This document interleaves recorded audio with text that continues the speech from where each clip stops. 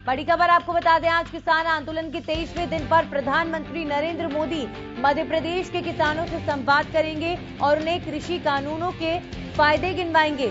आज पीएम मोदी किसानों को संबोधित करने वाले हैं। कृषि कानून को लगातार दिल्ली बॉर्डर पर डटे पंजाब हरियाणा के किसान वापस लेने की मांग पर अड़े हुए हैं। वहीं दूसरी तरफ देश के और भी जो किसान संगठन हैं और भी जो किसान हैं, उनसे अब प्रधानमंत्री संपर्क साध रहे हैं। आज मध्य प्रदेश के किसानों से संवाद करेंगे पीएम और कृषि कानून के फायदे गिनवाएंगे। तो किसानों का एक गुट, एक वर्ग दिल्ली बॉर्डर्स पर डटा हुआ है और एक वर्ग वो भी है जो सरकार के साथ है इन कृषि कानूनों को लेकर।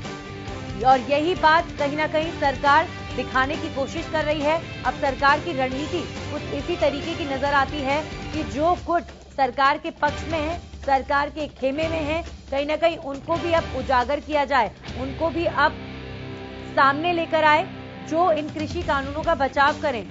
तो ऐसे में कहीं ना कहीं अब जो किसान दिल्ली बॉर्डर पर इन कृषि कानूनों के खिलाफ डटे हुए हैं, सरकार की स्ट्रैटेजी है कि कानून तो वापस नहीं लेंगे, लेकिन किसी भी तरीके से दबाव बनाने की कोशिश सरकार द्वारा जरूर की जा रही है कि आंदोलन को वापस ले लें। हालांकि सरकार के तमाम प्रयास अब तक किसानों के आंदोलन में फेल ही साबित हुए हैं। अब ये मामला सुप्रीम कोर्ट पहुंच चुका है। सुप्रीम कोर्ट ने बुधवार और गुरुवार को इस मामले को लेकर सुनवाई की है और सीधे तौर पर कहा है कि जब तक किसानों की पक्ष को हम नहीं सुनेंगे तब तक इस पर फैसला नहीं ले पाएंगे। तो अब शनिवार की तारीख सुप्रीम कोर्ट ने तय की है और किसानों का प्रतिनिधिमंडल जो है अब अपना पक्ष सुप्रीम कोर्ट में रखेगा।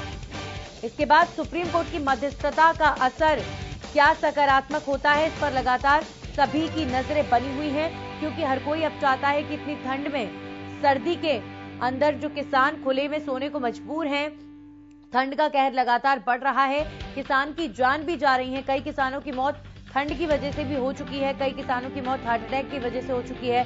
तो लगातार किसानों की मौत का आंकड़ा बढ़ता जा रहा है।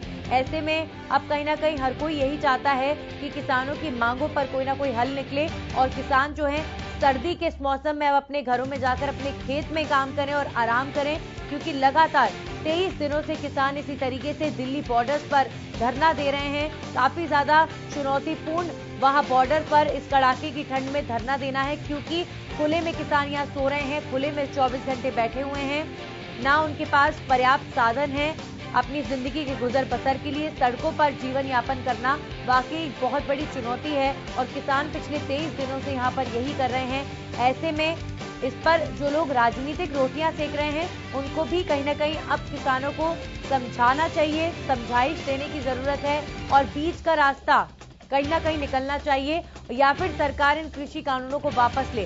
कुल मिलाकर जो इस वक्त देश की मांग है वो यही है कि इस समस्या का समाधान होना चाहिए, चाहे किसी भी तरीके से हो।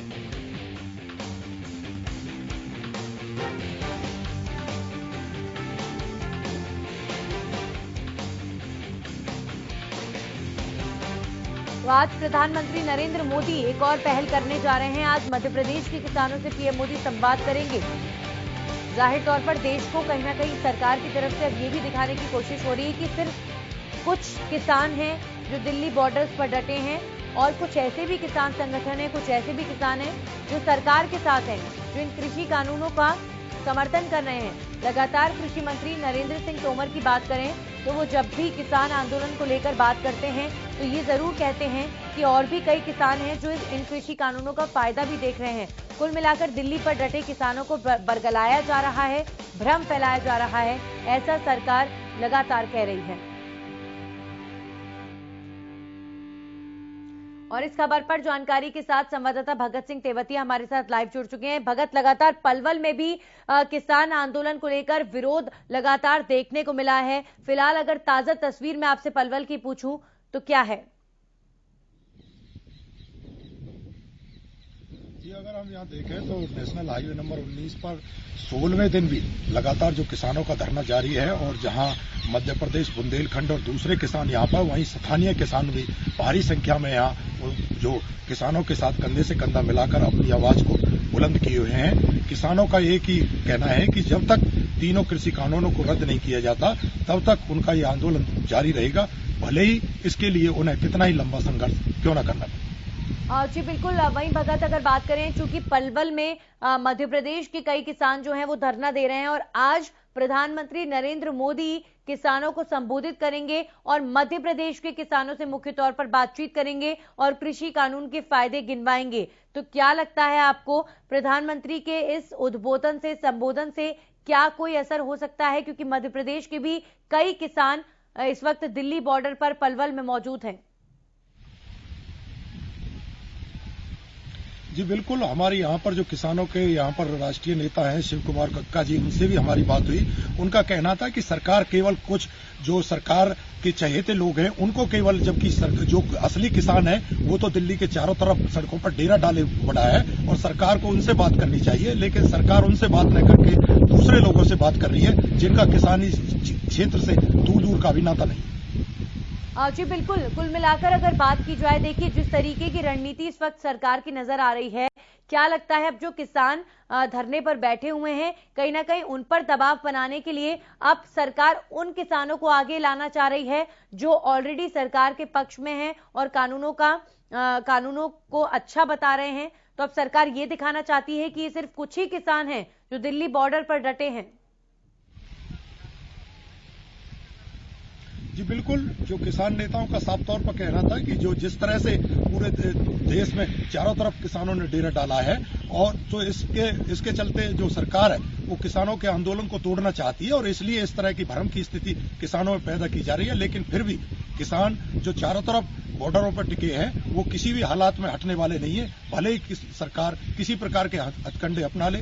जब तक सरकार कृषि कानूनों को रद्द नहीं करेगी और किसानों के साथ बैठकर खुलकर बातचीत पर सहमति नहीं होगी, तब तक किसी भी हालत में यह आंदोलन समाप्त नहीं।